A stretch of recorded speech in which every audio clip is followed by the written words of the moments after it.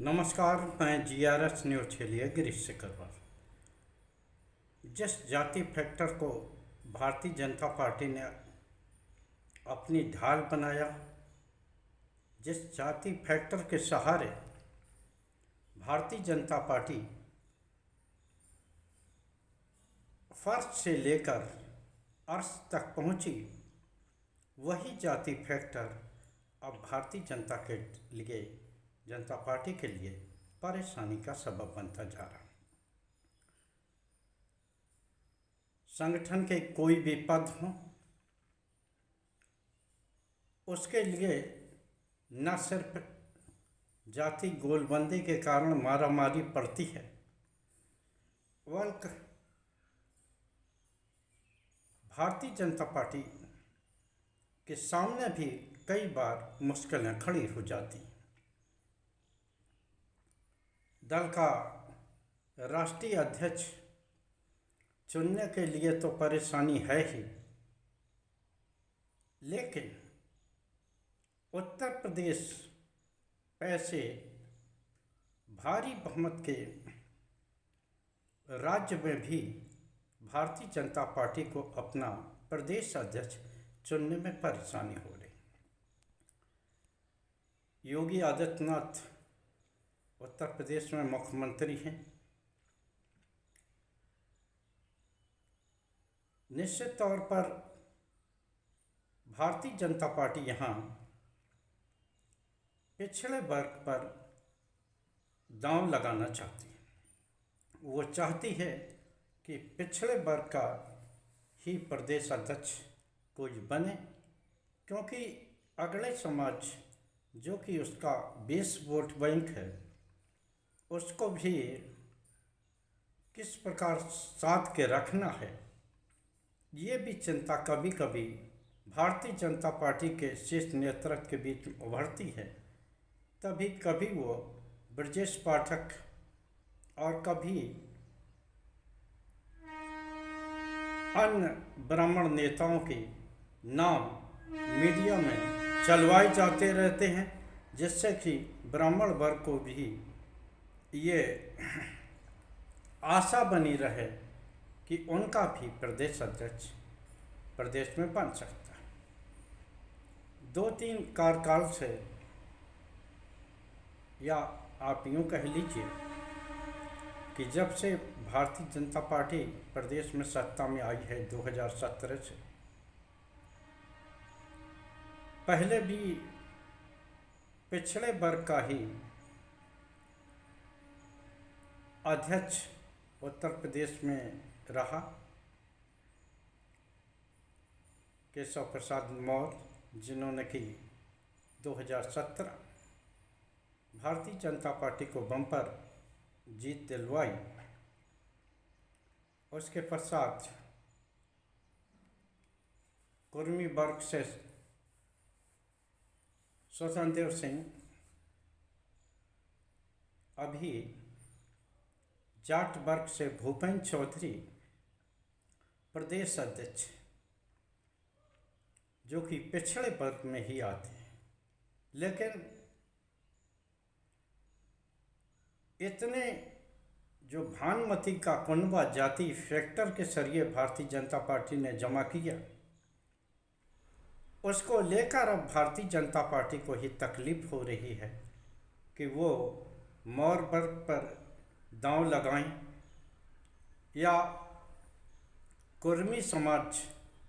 जो कि अच्छे से भारतीय जनता पार्टी के पाले में खड़ा हुआ है, उस पर दांव लगाएं, या भारतीय जनता पार्टी के बेस वोट ब्राह्मण वर्ग पर दांव लगाएं। निश्चित तौर पर ये आप तय मानिए कि पिछड़ों की राजनीति, जो भारतीय जनता पार्टी ये कहती थी कि उनमें कार्यकर्ताओं को बढ़ावा दिया जा रहा, यहाँ जात देखकर नहीं, काम देखकर लोगों को आगे बढ़ाया जाता है, ये धारणा भी टूटते दिखाई दी जब देश के प्रधानमंत्री ने खुद को पिछड़े वर्ग का घोषित किया। अभी तक कभी ऐसा नहीं हुआ कि जब देश के प्रधानमंत्री को अपनी जात बताने की जरूरत पड़े।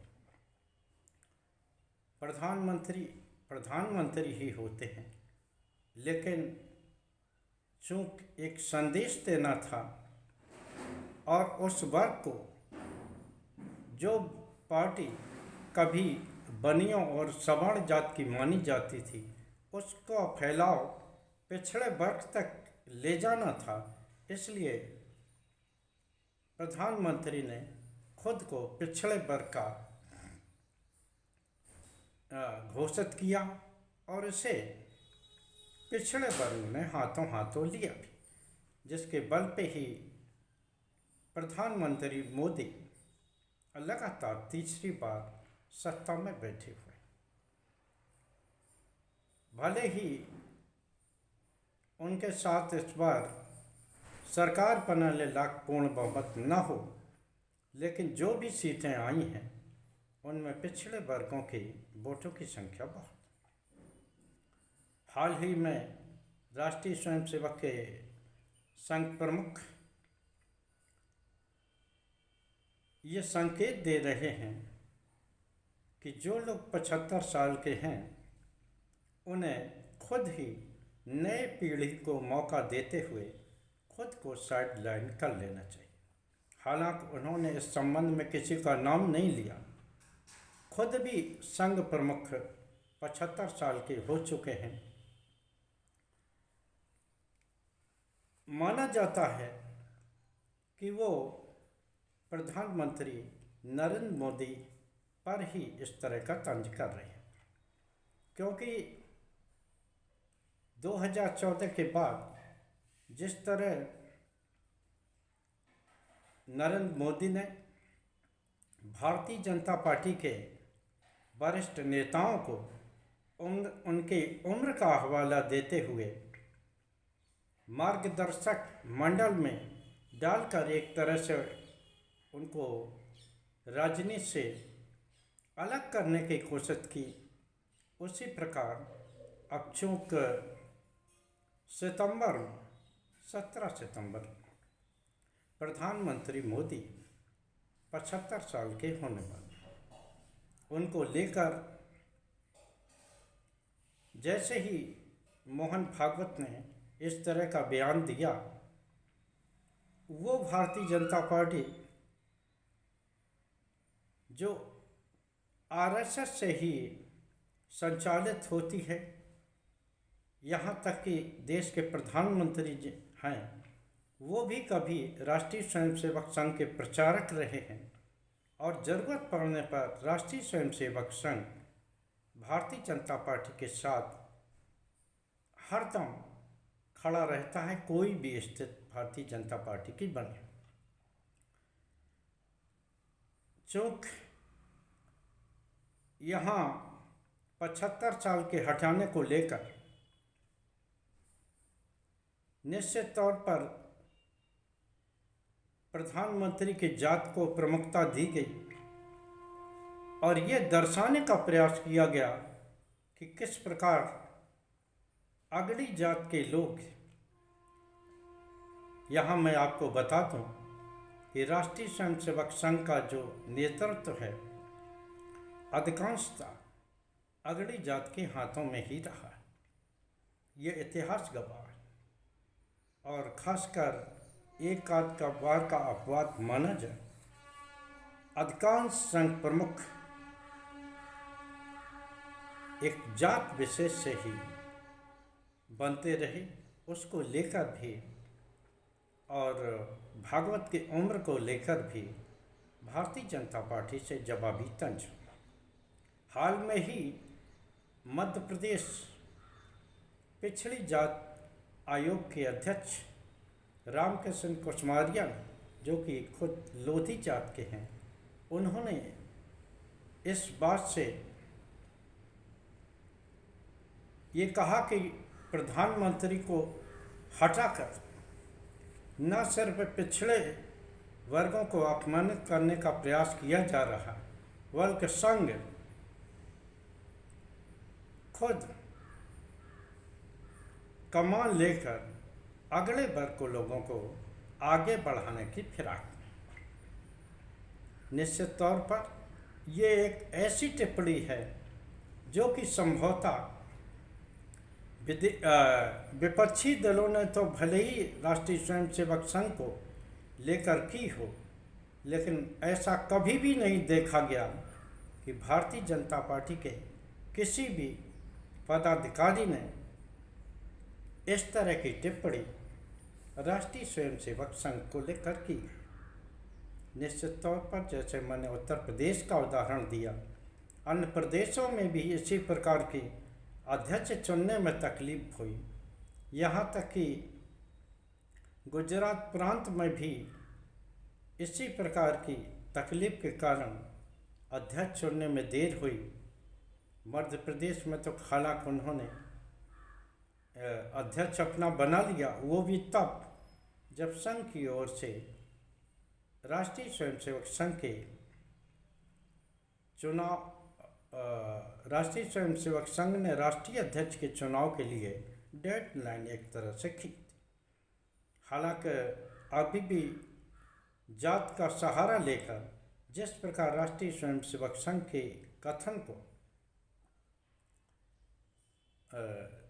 छोटा किया जा रहा है, उनकी लकीर को मिटाया जा रहा है, मेरा प्रश्न उन कुसमारिया जी से भी है जिन्होंने कि प्रधानमंत्री की उम्र को लेकर उनका बचाव किया है। क्या वो बताएंगे कि जब 75 साल उम्र को लेकर जब दल के बड़े बड़े नेताओं को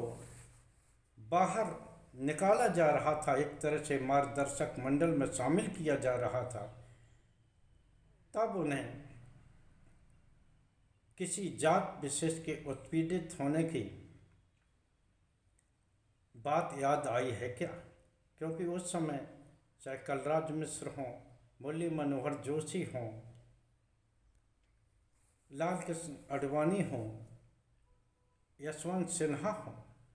या अन्य तमाम लोग हों जिन्हें की उम्र के सहारे मार्गदर्शक मंडल में डाल दिया। अब चूंकि उसी नियम के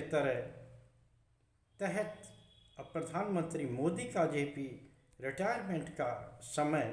करीब आता दिख रहा है, तो संघ प्रमुख के ऊपर इस प्रकार की टिप्पणियाँ की जा। खैर, ये राजनीति है और राजनीति चलती रहेगी, लेकिन जैसा कि मैंने पहले बताया